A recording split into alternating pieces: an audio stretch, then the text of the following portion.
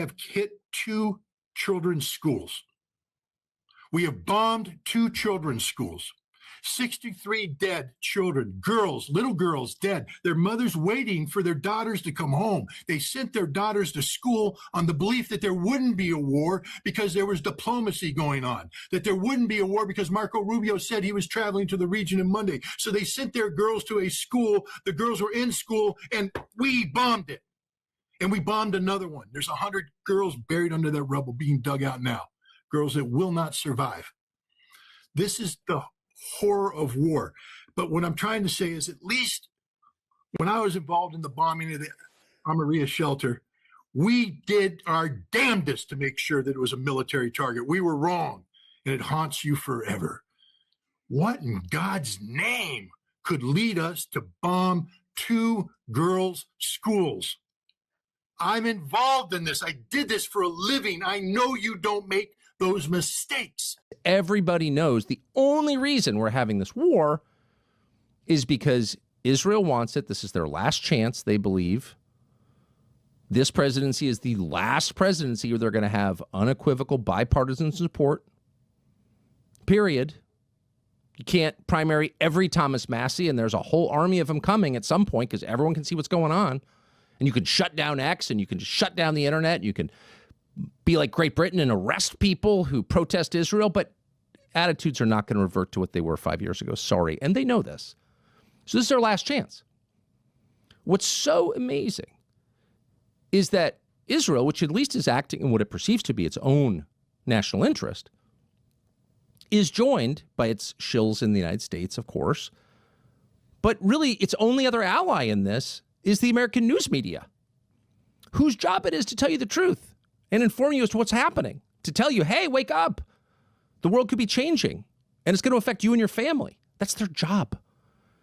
And instead, they've been lulling you to sleep with the same variety of transparent lies and propaganda. The question is, who actually takes over? Iran has multi-layers of governance. Sure, the top layer is an awful, putrid one of a bunch of crazy mullahs, not loved by anyone, in fact, hated. But the fact is, if you remove that, who actually takes over? It's not going to be the Reza Pahlavi, the son of the Shah. There is no other natural leader. The protesters in the streets, yeah, some have been killed. Don't know if it's 30,000 or if it's 3,000 or if it's 300. Any number of that is terrible, but not our problem. It is not the primary responsibility of the United States. And I do not want U.S. foreign policy dictated by what is good for Tel Aviv. And I feel like that the Iran issue keeps getting dragged back to the top of the focus. I'm with you. Let's deal with the communists in our own cities and clean that rot out before we worry about Iran exactly 8,000 miles away from the United States. Let me be blunt. Tehran ain't the problem. The group over there, and maybe there's 5,000 dead, maybe there's 10,000 dead. I have no earthly idea. But remember, that's the same crowd, or it's the children of the same crowd that threw us out 50 years ago. They're Muslims. They brought on a Muslim Islamic Republic themselves. It's their issue to deal with. We should cut them off. We should cut the mullahs off of as we've had, to bring them to their knees economically so they can't trade with the world. You sanction them. You also stop the oil, which we've done in Venezuela so perfectly. You stop the oil from going outside the Straits of Hormuz to the North Arabian Sea, across the Indian Ocean, past Diego Garcia, to the Straits of Malacca, South China Sea, to China. You cut them off of all cash.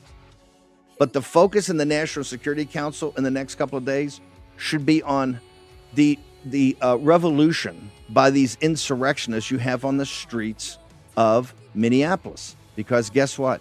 We have communists there. We have Marxists there. We have jihadists there that are trying to take down the American Republic from inside.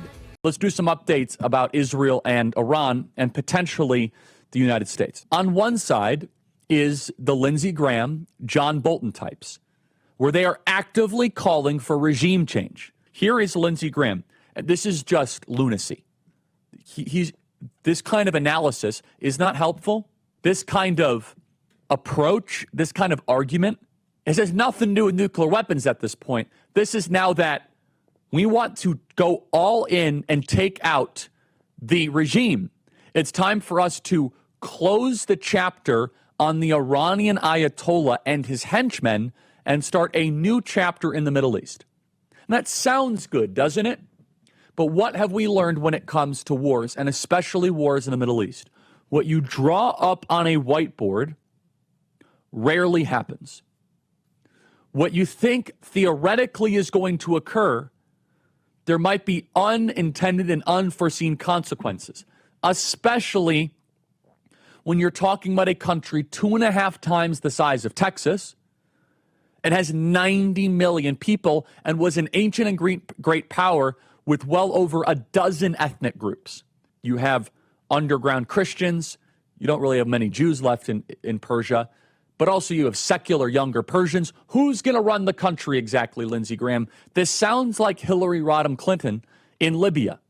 So I'm pointing to the first extreme right now, the neoconservative extreme. The we must go take off the head of the snake right now. Play cut 285. Be all in, President Trump, in helping Israel eliminate the nuclear threat. If we need to provide bombs to Israel, provide bombs. If we need to fly planes with Israel, do joint operations. But here's the bigger question. Wouldn't the world be better off if the Ayatollahs went away and replaced by something better? Wouldn't Iran be better off? It's time to close the chapter on the Iranian Ayatollah and his henchmen. Let's close that chapter soon and start a new chapter in the Mideast, one of tolerance, hope, and peace. Okay, that sounds good, but that's pathologically insane. I'm sorry, it is. How do you know it's going to be better? Yeah, the Ayatollah is awful. But maybe he's one of the few guys that can keep that country together and not have a 90 million person civil war. Lindsey Graham is so consistently out of his mind, it's hard to even comprehend. Iran is hugely diverse. It is a massive country. Do the people agitating for war even know that? Because be clear, regime change is war. Just to understand, regime change is not like changing the head coach at the Chicago Bears. It's not how it works. It's not like a clean transfer. Typically in the Mideast, it's very messy, creates a quagmire, and then there is civil war. Do you understand how large Iran is? It's massive. It's a very big country. It's mountainous. It makes Afghanistan and Iraq look like a cakewalk. Just look at this beast of a country with all the different regions, all the different dialects, if we could put that up on screen. And then you have a major refugee concern of Mohammedans that will come to Europe and endanger more Christians and Jews, and Mohammedans that will come to America. No, that is wrong. So that is one extreme. The other extreme is one that I have deep respect and reverence for, because I actually think if we had that other extreme, we would not have invaded Iraq. This other extreme is philosophically important. It's important to consider, and that's the Ron Paul extreme. And I love Ron Paul.